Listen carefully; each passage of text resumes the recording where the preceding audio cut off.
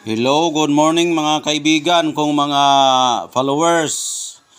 Ngayon mayroon tayong bagong kuha ngayon. Ito po ay mutya ng langgam na kulay pula. Ayan, napakagandang bato po dahil nga ang kulay niya ay oblong, solido. Nakuha ko po ito sa ilalim ng punong kawayan.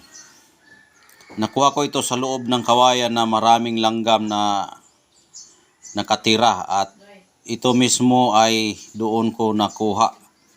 Dahil nalaman ko na may bahay ng langgam, pinuntahan ko po yan. Tapos kinuha ko po ang kanyang mutya at ito po ang aking nakuha. Ayan. Dalawa itong aking nakuha pero kakaiba itong itsura sa isa. Oh. Ayan o. Oh. Kakaiba. Sa puno rin ito ng kawayan ang kukuha ko. Itong dalawa. Ayan. Para siyang libro oh. Ayan. Parang libro. Sa puno ito ng kawayan na kukuha rin. Magkatabi ito sila dalawa. Ayan.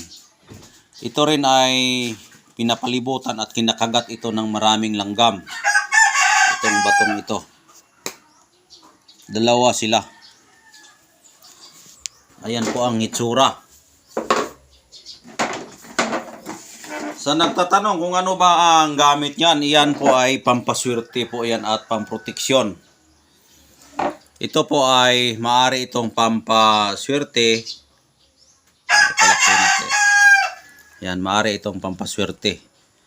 At ang pinagkaiba dito para siyang papel na gipile-pile oh, parang papel. At bato po yan, oh. Ito ay maganda ito sa pampaswerte sa panghahatak ng pera. Kapag mayroon kang batong ganito na parang papel na pinapile. Kung baga yan, kung sa spiritual po yan, pera yan. Yan. Pera. Ito rin ay nagdadala ng swerte sa buhay dahil nga ito ay mutya sa langgam. Yan, mutya siya sa langgam. Ang pinakagandahan nito, ang nagdala siya ng ganda dahil nga solido na bato. Para siyang buwa ng nyug. Parang buwa siya ng nyug. At crystallized din ito. Kapag flashlightan mo ito, tatagos din ang ilaw niya. Ibig sabihin, buhay na buhay siya. Ibig sabihin, buhay na buhay po yung bato. Yan. Ayan po ang itsura. Yung nakikita nyo yung na parang kumpul-kumpul na may pagka tinaw-tinaw. Ayan o. Para siyang ano, parang mga bahay ng lampinig. Yan po ay kristal po yan. Yung mga puti-puti o. Nakita nyo yan? Yan puti-puti ito. Puti, puti, puti, puti. Kristal yan. Diyan namamahay yung mutya niya. Yung tinatawag na may-ari. Yung langgam. Yan. Solidong solido talaga siya. Kung flashlightan mo ito, tatagos din ng ilaw. May flashlight ka dyan. Ipakuan daw. Kaya itong tanaw niyo. Para makita nila kung sa itsura. Okay. Subukan natin. Oh, tingnan nyo. Sa gilid siya ay tatagos ang ilaw. Sa may mga kristal na banda. Yung may mga tingnan nyo, yung may mga butas.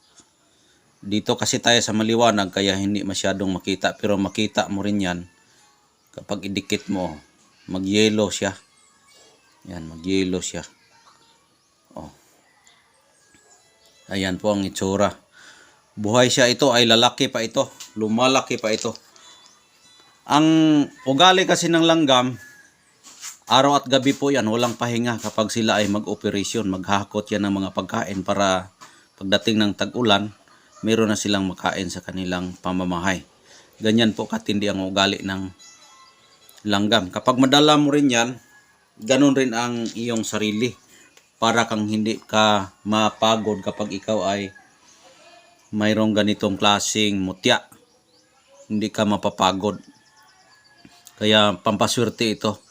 Ang paggamit ito, ihalo mo ito sa pira, balutin mo muna ito ng pulang tela, pwede puti, pwede rin itim, at lagyan muna, ilagay mo ito sa pera para malakas yung negosyo mo. At ang pinagkaiba dito, yan po ay pwede sa ano. Oh, yan. Ang pinagkaiba dito, ito rin oh. Tingnan nyo. Itong ibang nakuha ko doon. Para siyang papel na file siya. Tapos nagiging bato siya. Ayan, solidong-solido siya. Yan. Nakuha ko ito, dalawa kasi itong nakuha ko. Yan, magkatabi sila doon sa bahay ng langgam. Kasi ito'y mutya ng langgam at ito rin ang kanyang katabi. Kaya nagtataka ako, ito nakakita na akong ganito sa ibang mga vlogger, pero hindi ganito ang itsura. Pero sa akin kakaiba. Kasi ito ay nakuha ko mismo ito sa magkatabing bahay ng may-ari nito. Ito. Yung langgam. Kaya mayroon talagang ibig sabihin itong espiritu na nagtuturo sa atin na ganito ang kanilang ginawa. Na pinaghalo yung dalawa para magamit sa partner ng pagninegosyo o pagdadala. Kung baga, parang kambal sila dalawa sa material and spiritual. Ito, maaari din itong proteksyon. Kasi para siyang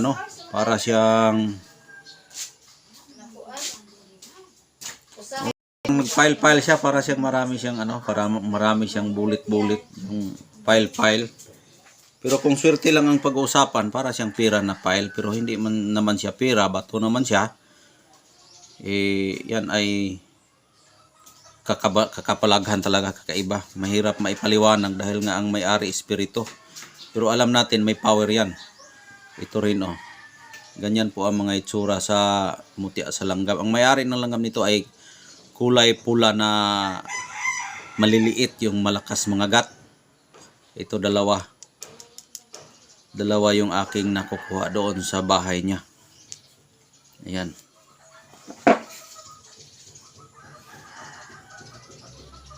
Napakagandang bato. Pwede mo rin ipokot ito, tapos dalhin mo. Protection din yan. Protection sa kulam, barang na hilo, palipad hangin, at swerte ito sa buhay. Ito rin ay pampaswerte dahil nga po ay para siyang pera na pina-file oh. Para siyang papel. Oh.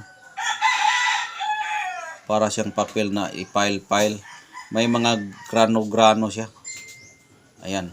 Itong dalawa po ay ipaghalo ninyo ito. Balutin mo lang ito ng pulang tila or puti or itim. Depende sa kulay na gusto ninyo. Basta yan po ay ang magandang pang balot kasi sa tela. Ang pwede inquire dito sa balot nga ganito, pula, puti, green, itim. Yan po ay pwede na maibalot dyan. Depende sa kulay na gusto ninyo. Kasi tayo lang ang nagpapili na kung ano ang dapat nating ibalot. Yan oh. Hanggang dito na lang at good morning sa inyong lahat. Gabi ko pa kasi ito nakuha kaya medyo inaantok pa ako, at mag-comment lang kayo kung ano ang gusto niyo maisabi dito sa mutya. Kung gusto niyo itong dalawa ay pares, ito hindi ito pwede na hindi pares dahil nga ito ay pares na aking nakukuha sa isang bahay. Itong dalawang pares ay ito ang aking pinapalimusan na mutya. Kaya hanggang dito na lang. At ito po ay pampaswerte, protection sa buhay. Itong mutya sa langgam at itong parang libro na nag-file sa kanilang dalawa. Kaya hanggang dito na lang. Maraming salamat. God bless po sa inyong lahat.